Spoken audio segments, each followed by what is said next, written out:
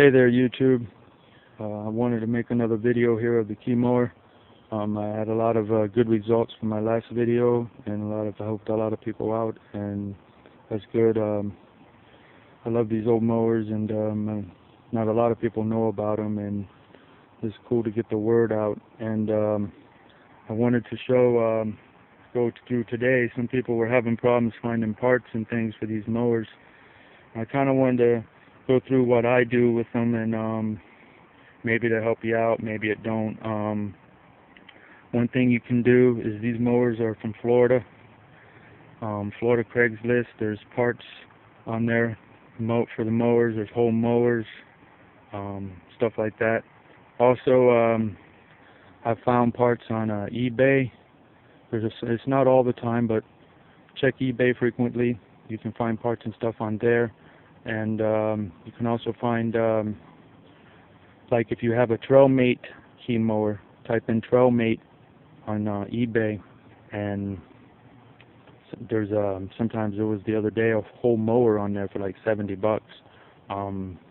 So I mean, that's another way you can go for parts. In Florida, there's a few mower shops around that still have these old mowers in the junk yards. They have parts. Parts usually aren't that cheap, but you know, you got to do what you got to do. And another thing is, a lot of parts you can go to a machine shop and they'll make the parts for you. That's another way you can go about it. And like, if you decide you want to buy a key mower, the most important part of the key mower is the deck. Make sure the deck is in good shape and ain't all cracked and tore. If it does have a crack in it, you can put like a piece of metal down to over the crack and bolt it, and it'll help it from cracking further. And but for some reason, most models I find that's got a cracked deck are these with the side chute. This is a drop cut deck. It cuts grass at ground level and lays it down, which this one chops it up like a regular lawnmower. And as you can see over here, I have a 22-inch deck that has been broke, and somebody put a piece of rubber tire on it and fixed it. I mean, it seems to work looks like it'll work okay with that, but I haven't got around to try it out, but that's one thing you can do. As far as like parts for your self-propelled, these parts have been hard to find for these older models for many years. The cogs were the last thing that was able to purchase, and I bought a set back in the late 90s, and I was able to get a set for $50, but now they're hard to find. They don't make them no more. You could either have some made at a machine shop, or I just picked these up at a mower shop. I really didn't need them because I got a few sets of them, but I went ahead and got them while I could. But they were $50 used, but they were in still pretty good shape, so I went ahead and bought them. Like these brackets here, I had one made at a machine shop for like $20. And I went ahead and had two made because I had one of them break before. Springs, pretty much you just gotta make do with what you can from like a hardware store or whatever. And that's what I do there. Pulleys, I get a Tractor Supply. They have a good selection of pulleys. And the front wheels, the caster, the front tires themselves, I get those at Tractor Supply also. They're around $8 a piece for the little ones and $10 for the big ones. And another thing you could do, this mower here is actually a Trailmate key. It had a sticker on it that came off, but it's no longer there. But it's got the newer style self-propelled, and Gravely makes these mowers today. I haven't had a chance to get to Gravely to see exactly how their new designs are, to see if the deck shafts and all will interchange, but that's something you can check on, because these deck shafts, pretty much you can get the bearings at an auto parts store like Napa or somewhere, and you can do that. And if the shaft's too worn and you can't find one, you can have it welded up and sand it down where it'll work with your bearings. That's something else you can do. But another thing I wanted to show you is, if you have this style self-propelled and you find a unit with this style self-propelled, say the deck's busted or whatever, these frames are pretty much identical frames. I can put actually the old style self-propelled on this frame, or I can put this style self-propelled on this frame. I've tried that one time with this one, and it looked like it would bolt all up fine and perfectly with the old style. And I have a new style that I thought about maybe putting on this one, but I might just keep this one as a push. It's easier sometimes to go under the brush and stuff with a push key. And another thing is, like, if you can find it, it'll bolt right up on here. You just have to put a right here it's got a bracket that you would have to weld to mount this arm here onto this mower. It's basically all you would have to do is just weld right here the brackets to mount this style self-propelled. A lot of people I was seeing on YouTube was getting these mowers confused with Yazoo keys. As far as I know, Yazoo never made the key mower. That was a different brand. That was their name of the mower. And a lot of people were asking the original color of the key mower. This mower here I haven't touched. This is the original color of the key mower. It's like a teal green with some type of like specks in it, with a red frame, and the wheels were red and green cap and green wheel bar thing here. Another thing is the first key mowers from my last video I didn't know, but I did find out the first key mowers were made at Key's Garage, and then they started stamping them Samoset, Florida. And when they did that, this is the way Key was spelled on the deck, just K-E-E. Later on, they went to the palm tree design, which is the ones that they took. I know Trailmate took all the way to the end before Huffco bought them. And when Huffco, I'm not real familiar with Huffco key mowers or any of the key mowers with vertical shaft engines, because I pretty much just get the ones with the horizontal shaft engines on them. They seem to have, I don't know, to me a lot more power. It might be just me, but that's just the ones I prefer. So, like as far as your wheel assemblies go, this is a wheel, like if this is broke, it's pretty much, you can just get a bolt, cut it off and get a bolt and weld it on. That's basically all it is. It's just a bolt welded into this L-frame here. This wheel here is actually off of an older key mower. It's got the grease spitting and everything. I stuck it on here.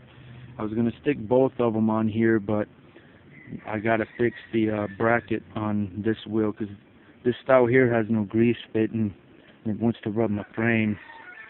But I do have the other arm I'm going to change out, because I like it with the grease fitting and it's got bearings and it's just a better design. Another thing is tires and rims. These are basically 20-inch rims The rims were heavy duty, like probably 3 times as thick as a bicycle rim. But I prefer, if you can find them, these mag rims, because the spokes don't get loose and they hold up a lot better, because the spokes get loose and puts holes in your tires after a while.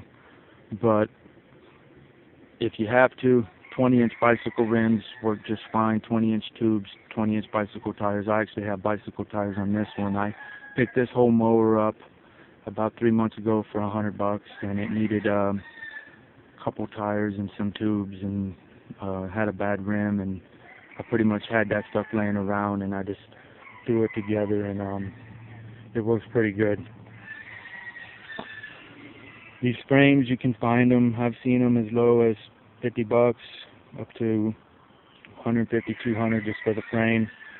I mean, to me, it's worth it as long as the deck ain't all cracked and busted up. Because, I mean, these mowers will last you a lifetime. You might have to put you a couple motors on, but, you know, that's just a thing. Which, speaking of the motors, this motor, this key is got the horizontal shaft before they went to the vertical shaft with the new style self-propelled. But with this design of self-propelled, I could put an overhead valve motor on this one, which this one here, I gotta have either a Clinton engine or a Briggs & Stratton flathead. Which Briggs & Stratton flatheads, they're harder to find one that's good because everybody used them on pressure washers, little generators, and the main thing they went on was go-karts, and they got wore out and got rode hard. I had, now as far as your blades go, this is an original key mower blade, and you bought the aluminum blade, and the tips you could change out. I just keep this one around because I think it's neat looking, but basically you can't get the tips anymore unless you made some, but the tips would get dull, and after you sharpen them a few times you just bought new tips. And this is the drop cut blade.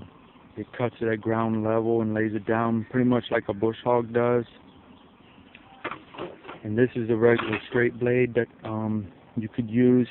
It comes on the ones that shoot out the side. But what I did to protect my deck, and it seems to be helping, is on this model here with the side shoot, I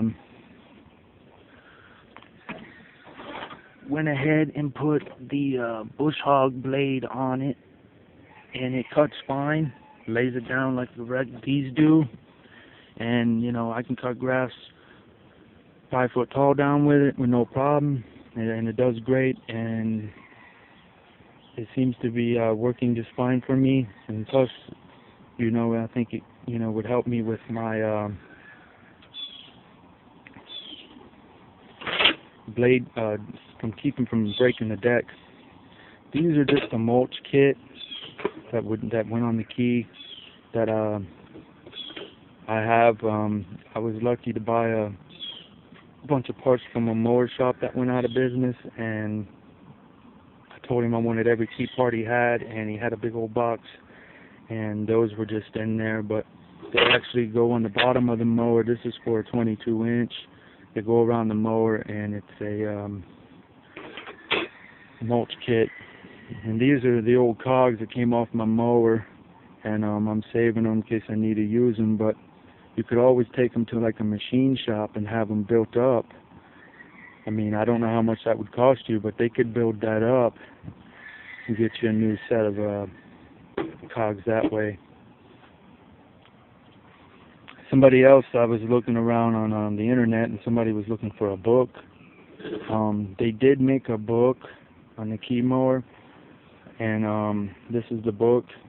It's pretty much just a book. It tells you all the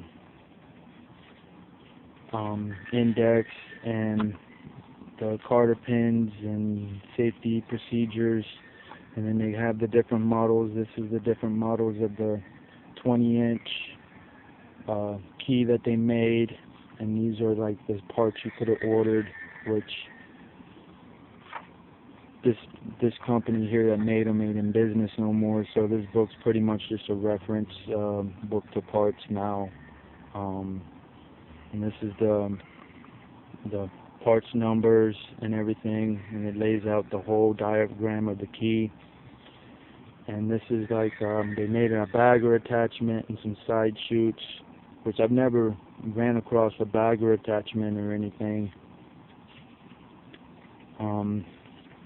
These were the 22s, the same way that they made, and the parts, and the 22 self-propelled parts.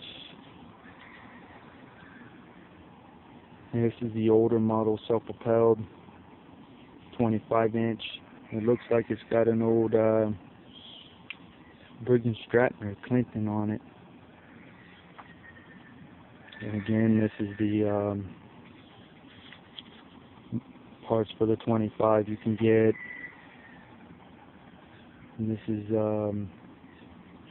more 25, and it has it laid all the way down. Like this is the one with the side chute, and shows you the flat blade it takes.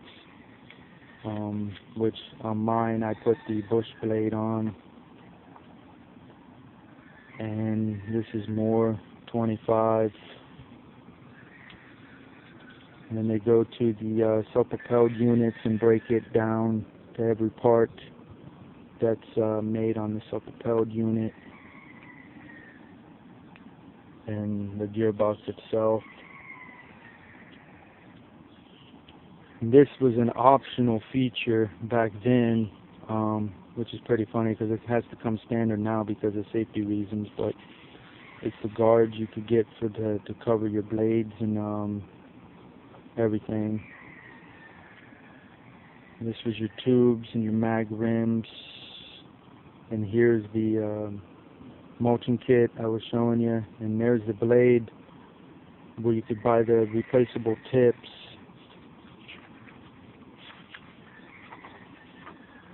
And this is a pulley chart, pretty much whatever motor you had. If you had the Clinton, if you had the Kawasaki, the Briggs & Stratton, it tells you what pulley to have, what engine number, and the blade hub.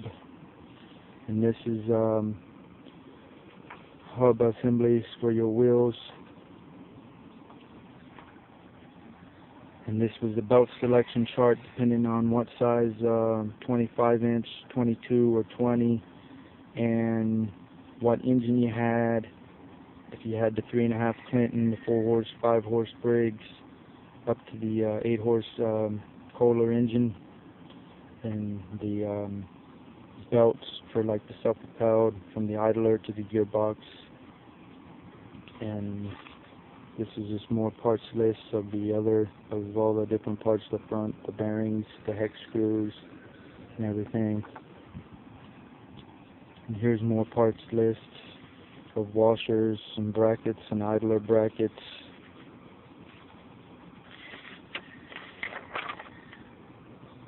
The handles, the hex caps,